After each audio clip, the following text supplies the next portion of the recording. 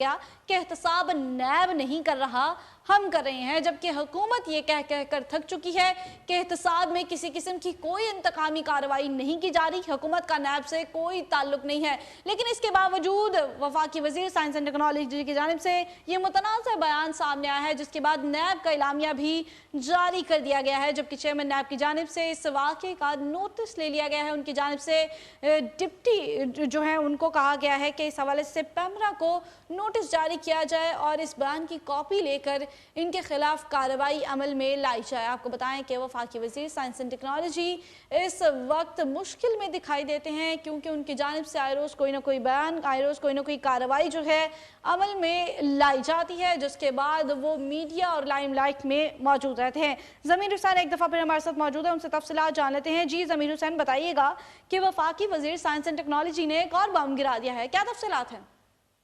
बिल्कुल,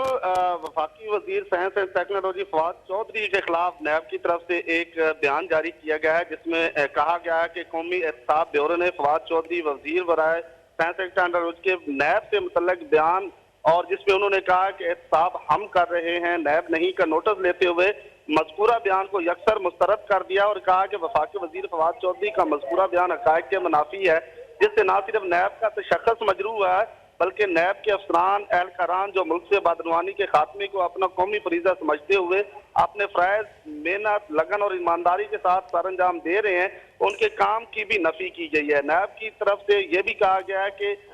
जो डीजी नैब रावलपिंडी हैं, वो उनको हिदायत जारी की गई है कि फवाद चौधरी के बयान की मुसद्दका कापी जो है वो पैमरा से हासिल करें और उसके बाद उसको देखा जाएगा और कानूनी कार्रवाई की जाएगी। जी ठीक है, बहुत शुक्रिया ज़मीर हुसैन। ज़मीन, आप हमें तफसीलात से आगाह कर रहे थे। आपको बताएं कि डीजी नैब को हिदायत जारी कर दी गई है कि वो मज़कूरा बयान की कॉपी हासिल करके पैमरा से इसके खिलाफ कार्रवाई करें। आपको बताएं कि फवाद चौधरी की जानिब से एक और एटमी साइंसी बम गिराया गया है और उनके बयान में अब की बार नैब को अपनी गिरफ्त में ले लिया है। उनकी जानिब से कहा गया है एहतसाब हम कर रही हैं, नैब नहीं, जिसके बाद नैब की जानिब